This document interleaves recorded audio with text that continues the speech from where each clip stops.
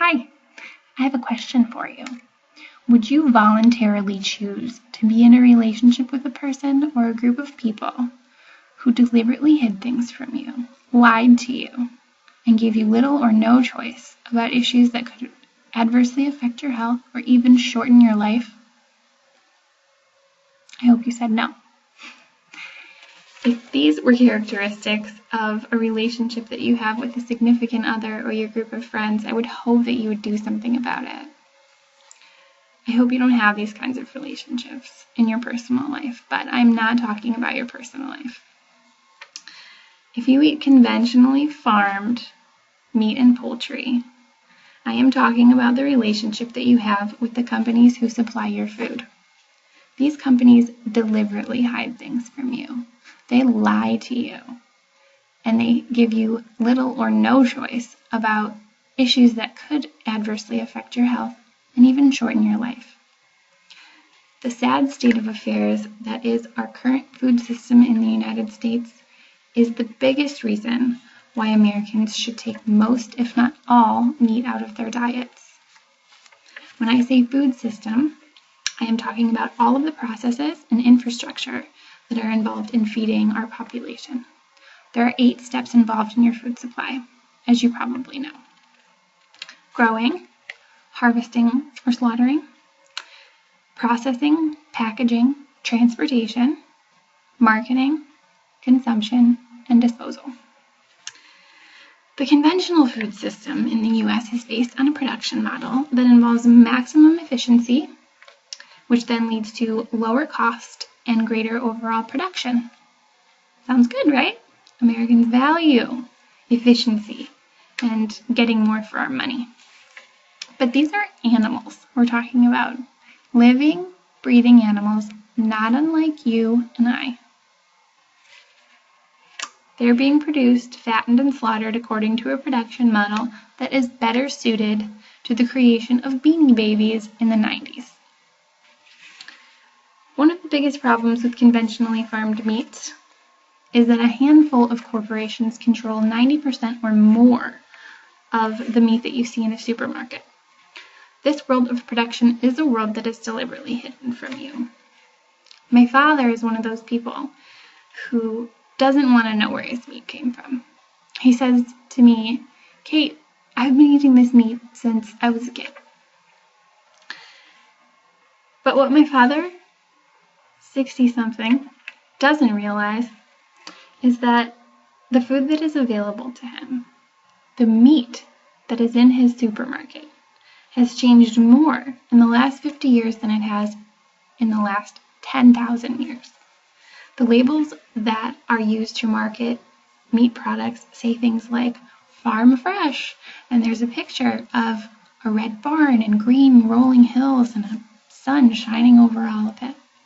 When in fact, that meat didn't come from a farm at all. It came from a factory. Your farm fresh chicken, brought to you by companies like Tyson and Purdue, likely never even saw the light of day. Modern chickens are raised in grower houses, most of which are windowless.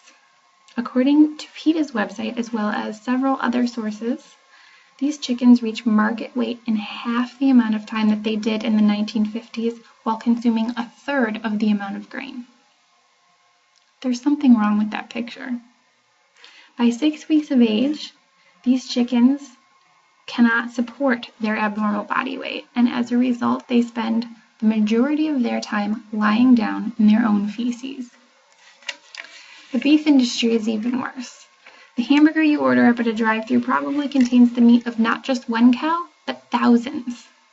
And it's mixed with filler that has been cleansed in ammonia to kill foodborne illnesses like E. coli, which are unavoidable in the mass production of ground beef. Not to mention all of the other things that can't be avoided in this process, like feces. Yep, there's poop in your meat. Bacon. Everybody loves bacon. It seems to be a food trend lately. I see a lot of bacon posts on my Facebook.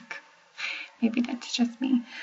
But anyway, Smithfield is the largest producer of pork in the United States. They produce somewhere around 75% of the pork products that are sold here. But did you know that Smithfield was acquired by a Chinese company last year? Chances are, when you buy pork in America, an American company is not even responsible for producing it. Your money is going to Shuanghui, a Chinese company that now owns Smithfield. Also, Smithfield is known for employing undocumented workers and even paying drivers to drive vans full of them to and from their processing plants. Undocumented illegal workers probably processed your Sunday bacon and your holiday ham, and the money that you spent on them went to China. Chew on that for a while. The way meat and poultry are produced has an environmental, a social, as well as a political context as well. The conventional food system is incredibly dependent on two things: inexpensive fossil fuels and the usage of chemical fertilizers and genetically modified organisms to produce cheap grain for feed. The production of food is the biggest business there is in the United States, and we burn fossil fuels at just about every level of production. Petroleum is one of the most important ingredients in the production of modern meat because cows produced by the conventional food system of today are fed grain instead of their natural diet of grasses and herbs. When we took cows out of the natural process of sun nourishes grass, grass nourishes cow, cow nourishes human, we put the production of beef into the industrial food chain, which is powered by fossil fuels. Something else to think about is that those fossil fuels are commodities that are in constant need of the defense of our military, which is just another unintended consequence of your choice to eat this meat. 1/5 of America's petroleum consumption goes to producing and transporting our food. I hope the next time you go to buy a pound of ground beef on sale for $1.99 a pound, you make these connections. I hope you see in your mind's eye an oil field in Saudi Arabia and an American soldier whose job it is to protect it. I hope you reconsider your purchase and understand that you are participating in a terrible system that is inhumane, corrupt, political, and a very large part of the very real environmental crisis that is going to affect the youngest members of our population more than it will any of us. The simplest answer to this problem is easy. Don't participate. You cast your vote about the food system in America by the purchases that you make. I have faith in you, my fellow public speakers, and I believe that you do not want to participate in this crazy system that does more harm than good. I don't even have time to get into all the social implications and the horrible ways which public health is affected by the way that we produce and eat meat. Did you know that the average American eats 200 pounds of meat in a year? That's just gluttonous. I know it tastes good. I know you grew up with it. I know you think you can't live without it. But you can. And you might even like it. Vegetarians enjoy many perks, like lower rates of heart disease, obesity, diabetes, high blood pressure, even some cancers. These are ailments that our society is seeing in epidemic proportions. I'm sure that many of you know people who suffer from these health issues, and I would be willing to bet that most of it is diet related. There are many different types of vegetarians. There are total vegetarians, known as vegans, who exclude all animal products and byproducts from their diet. Some vegans don't even eat honey. On a lesser scale, there are lacto-vegetarians, who exclude meat, poultry, fish, and eggs, but still consume dairy products. The most popular type of vegetarian is the lacto-ovo-vegetarian. These types of vegetarians exclude meat, fish, and poultry, but still eat eggs and dairy.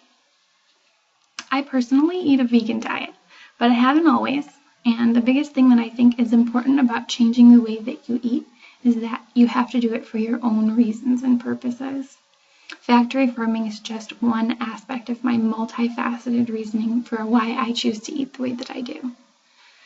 I chose to focus on it here because I think that this argument speaks to everyone, and it's relevant to every single person on the planet, especially in the United States. You may not feel that the killing of animals is wrong, but you just really should not ignore this particular set of problems. You can't afford to. Hopefully, I've inspired you to become more a part of the solution. If you want to know more about where your food comes from, there are more books, movies, TED Talks now on the subject more than ever. I highly recommend Michael Pollan's books, especially The Omnivore's Dilemma, and documentaries like Food Inc. and Fresh. If you want to get started on a vegetarian lifestyle today, you can borrow a vegetarian cookbook from your local library. There are shelves and shelves of great cookbooks, and I'm sure that all of them have at least one or two good recipes that would appeal to you. My personal favorite cookbook is called Veganomicon, and it's by Isa Chandra Moskowitz. She also has a great website and a food blog. It's called Post Punk Kitchen. It's at www.ppk.com, and you can find lots of delicious recipes right there on the website. And if you cannot possibly fathom the idea of canceling meat out of your diet, there are other food systems aside from our conventional food system, appropriately referred to as alternative food systems, which are generally not found in your big supermarkets, but in co-ops, local and organic markets. These are not just places for hippies and tree huggers. These are places for educated people and critical thinkers who want to be a part of a system of food production that is healthy and sustainable for everyone. You will probably pay more for meat in these places, and I know most people are on a tight budget, but this is where eating less meat comes in. Eat meat 2 or 3 nights a week rather than 7, even 5 instead of 7, if that's how much meat you eat. Have some bean tacos or some pasta with veggies. Get crazy, cook up some barbecue tofu. To find locations for local meat, you can go to Google. I found a great site called localharvest.org where you can find local meat suppliers who raise grass-fed cows and free-range chickens right in your own area. I found many options for Delaware, South Jersey, and Pennsylvania. And there was a lot of other websites too that were listed when I Googled it. So thanks for listening, and I wish you all long lives full of many delicious vegetables.